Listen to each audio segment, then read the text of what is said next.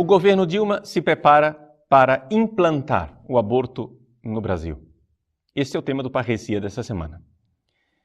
Você se lembra quando candidata à presidência da República, a então candidata Dilma Rousseff declarou no dia 16 de outubro de 2010 que era, e eu vou ler para que não haja dúvidas de que foi isso realmente o que ela disse: sou pessoalmente contra o aborto e defendo a manutenção da legislação atual. Vejam o que ela disse. Ela é não somente contra o aborto intimamente, ela quer manter a lei que proíbe o aborto e coloca o aborto como crime.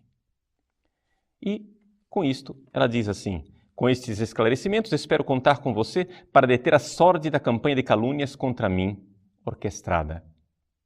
Sórdida campanha de calúnias é o que ela interpretava ser o levar ela a sério, ou seja, ela mesma havia declarado inúmeras vezes e em vídeos amplamente divulgados e documentados na internet de que ela era a favor da mudança da legislação. Mas vamos conceder a ela o benefício da dúvida, que de fato ela mudou de opinião. Ela mudou de opinião e agora ela é a favor da manutenção da legislação. Mas o que é que está acontecendo? O que está acontecendo é o seguinte: realmente o governo não pretende, pelo menos por agora, mudar a legislação. Você sabe por quê? Porque ele não precisa da legislação para implantar o aborto no Brasil. Eles querem implantá-lo de uma outra forma. De que jeito? O ativismo judicial e as normas técnicas do executivo. Deixa eu explicar para você. Nós precisamos de leis num país quando, de fato, a democracia está acontecendo. Acontece que no Brasil está acontecendo um golpe de Estado de veludo. Nós estamos passando lenta e gradualmente na direção de uma ditadura. Por quê? Porque o governo quer desprezar solenemente o Congresso. Ou seja, eles não precisam do Congresso. Para que eles precisam de legislação quando eles têm do seu lado o ativismo judicial, por exemplo? Quando o Supremo Tribunal Federal decide quem é ser humano e quem não é ser humano. Quem é que pode ou não pode ser abortado, sem que, com isso, se tenha que legislar. O ativismo judicial é caracterizado por isto: juízes que tomam para si aquilo que, na verdade, compete ao legislativo.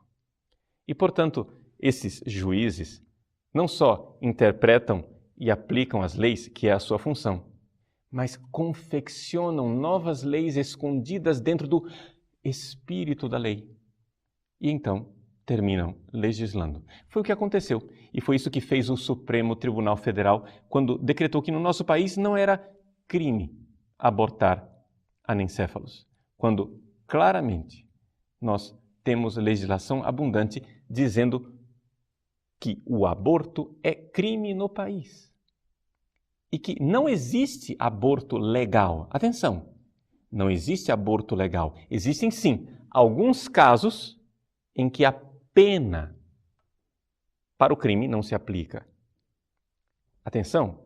É importante isto daqui, nós entendermos que no caso de estupro ou risco de saúde para a mãe, o que o Código Penal faz é que ele suspende a pena. Mas ele não diz que não é crime. É crime, mas são crimes aos quais não se aplica nenhuma pena.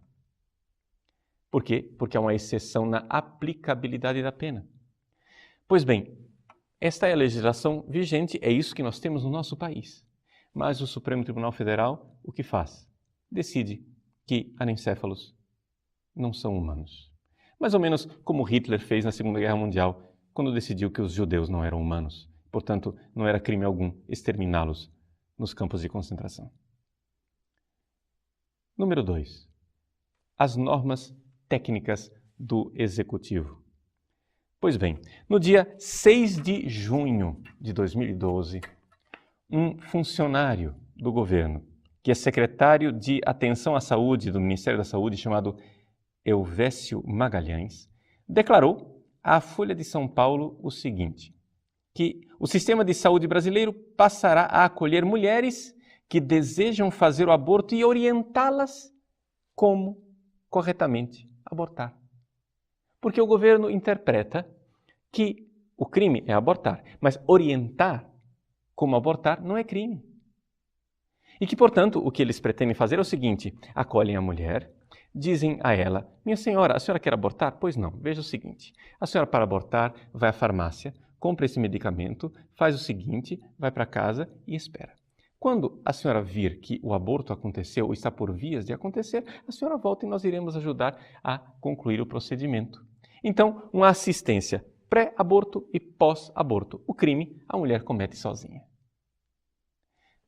Vejam, meus caros, isto é tão absurdo quanto você fazer um kit assalto de banco. Então você vai e prepara um kit, você prepara normas técnicas de como assaltar o banco sem matar os seguranças, sem matar os clientes, não é verdade? Para evitar os riscos de um assalto com derramamento de sangue. Então você orienta os assaltantes. Uma vez que eles orientaram, você volta para fazer uma inspeção, para ver, olha, vocês assaltaram direitinho, vocês estão contentes, né? Estão felizes de terem assaltado o banco? Ah, muito bem. Nós só estávamos preocupados que vocês assaltassem, mas permanecessem ilesos. A lógica é exatamente a mesma. Ou seja, um crime é um crime. E um crime é tirar a vida de uma criança. A mulher que comete aborto é criminosa? Sim. Mas mais criminoso ainda é o sistema que a apoia. Ou seja, se o governo realmente acreditasse naquilo que a presidente Dilma está dizendo, ou seja, que a legislação do aborto deve ser mantida, ela, que é do executivo, ela só tem uma função, que é executar a lei. A função dela é executar a lei. Ela não quer executar a lei, ela quer driblar a lei, ela quer governar sem lei. Se isto não é já o albor de uma ditadura, o que é então? Quando o executivo acha que pode fazer, mandar e desmandar, apesar do legislativo, existe alguma coisa de muito sério acontecendo na nossa democracia. Meus caros, nós precisamos acordar para aquilo que está acontecendo no nosso país. Nós estamos aqui diante de fatos de suma gravidade, porque o Brasil está às vésperas de assistir nos nossos hospitais uma verdadeira carnificina.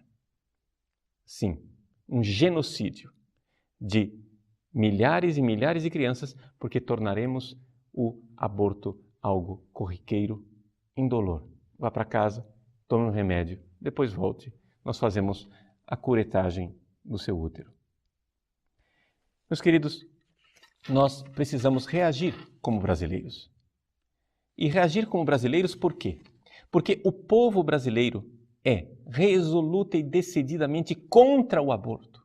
E não somente isso, o brasileiro não é somente contra o aborto, como ele está abortando cada vez menos. Eu gostaria de partilhar isso com vocês, porque os números não mentem. E os números são os seguintes. Houve uma pesquisa a respeito do aborto feita pela Universidade de Brasília em 2010. E nessa pesquisa se descobriu que de cada 2 abortos no Brasil, 1 precisa de internação médica. E então, olhando para a estatística de quantas mulheres são internadas por aborto não natural, mas aborto feito por elas mesmas, se chega à estatística de 50 mil mulheres. Portanto, aqui nós temos um número bastante aproximado, de que por ano, cerca de 100 mil mulheres cometem o aborto. Atenção, 100 mil e não 1.500.000 mulheres, como alega o governo ou alegam as fontes da imprensa que continuam alardeando um número falso. São 100 mil mulheres. Só que acontece o seguinte, esse número de internações diminui em 12% a cada ano. Nos últimos 4 anos, 12% a menos de abortos vem acontecendo no Brasil. Portanto, o brasileiro não é somente contra o aborto, ele está abortando cada vez menos. E isto é boa notícia. Mas, para o nosso governo, isto não deve acontecer, porque afinal é um crime contra a humanidade da mulher proibida de abortar. Você está entendendo onde está a perfídia? Você está entendendo onde é que está a falta de honestidade? Se driblam as legislações, se mascaram os números, se dão normas técnicas que são claramente criminosas, contra a lei, que estão aí para auxiliar o crime e ajudar os criminosos. Com isso, nós estamos entregando o nosso país àquilo que é o desígnio de fundações internacionais. Estas técnicas para a implantação do aborto, apesar da norma legislativa, não foram inventadas nem pelo governo brasileiro, nem pelo seu grupo de estudos, um grupo de estudo que existe já desde 2009. Mas eles estão simplesmente importando normas que foram inventadas por fundações internacionais riquíssimas, como a Fundação Rockefeller e a Fundação Ford. Por isso, nós estamos aqui também diante de uma pressão internacional, onde o Brasil, país soberano, está sendo governado por quem tem dinheiro lá fora. Para o PT socialista, Partido dos Pobres, isto é uma vergonha clamorosa. Pois bem, vamos então ao o que devemos fazer. O que é que nós vamos fazer diante desta situação? Bom, primeira coisa, nós precisamos contactar a sua rede. Você está aí na internet. Vá à sua lista de endereços e partilhe este vídeo. E mande as pessoas para o site padrepauloricardo.org, onde você vai encontrar, junto com este vídeo, toda uma documentação que você e a sua rede devem estudar. Nós precisamos estudar esta matéria. Precisamos ler atentamente esta documentação. Por quê? Porque se você vai argumentar com as pessoas, você precisa ter fatos. E os fatos são importantes, porque nós não estamos aqui lidando simplesmente com sentimentos religiosos. E é isso que sempre nos acusam. Ah, porque isso daí é a sua religião. Não, não é a minha religião, é o meu país. E eu sou cidadão. Eu sou cidadão. Eu tenho título de eleitor. Eu não tenho só batina. Eu tenho título de eleitor. E eu sou cidadão e eu tenho todo o direito de manifestar a minha opinião. Pois bem, você entra em contato com a sua lista de endereços e conscientize as pessoas, diga o que está acontecendo. Segundo passo, se você é cristão, entre em contato com o seu bispo, com o seu pastor, com o seu líder religioso. Mesmo se você é espírita, não tem problema. Nós estamos juntos nessa batalha porque somos todos contra o aborto. E então, faça o download desse documento e entregue, imprima. Nós podemos imprimir um documento que está aqui amplamente, são 23 páginas, onde você tem todo o histórico do que está acontecendo. Faça o download, imprima, coloque na mão do seu bispo, coloque na mão do seu pastor, coloque na mão do seu líder religioso. Terceira coisa, entre em contato com o Congresso Nacional. E entrando em contato com o Congresso Nacional, você escreva para o seu deputado. Você vai encontrar na minha página uma lista dos deputados, encontre o deputado do seu estado e então escreva para os deputados do seu estado. Está lá a forma de você entrar em contato, e-mail, telefone, tudo que você precisa. Pois bem, telefone, escreva e-mail, faça um fax, entre em contato com o Congresso Nacional, dando claramente que você sabe o que está acontecendo e pedindo duas coisas. Em primeiro lugar, que ele detenha o executivo naquilo que são normas técnicas que vão frontalmente contra a legislação em vigor. E segundo, que eles façam algo com relação ao judiciário. Portanto, explique que você quer pôr um freio no ativismo judicial e que você apoia os recursos número 148/2012 e 147/2012, que visam deter o ativismo judicial. E, finalmente, número 4, entre em contato com a Casa Civil e o Ministério da Saúde, mostrando o seu descontentamento para com o próprio Executivo. E diga 3 coisas. Primeiro, mostre que você sabe o que está acontecendo. Segundo, você então pede 3 coisas. Que o governo federal retire, exonere, demita imediatamente a ministra Eleonora Menicucci, que é defensora do aborto feito pelas próprias mulheres. Ela está por trás de tudo isso. Segundo, que o governo demita imediatamente o secretário de Atenção à Saúde do Ministério da Saúde, o senhor Elvésio Magalhães. E terceiro, que o governo rompa imediatamente os convênios que o Ministério da Saúde tem com grupos de estudo para a implantação do aborto no Brasil. São 3 atos claros e objetivos que você pode pedir ao governo federal e ao executivo.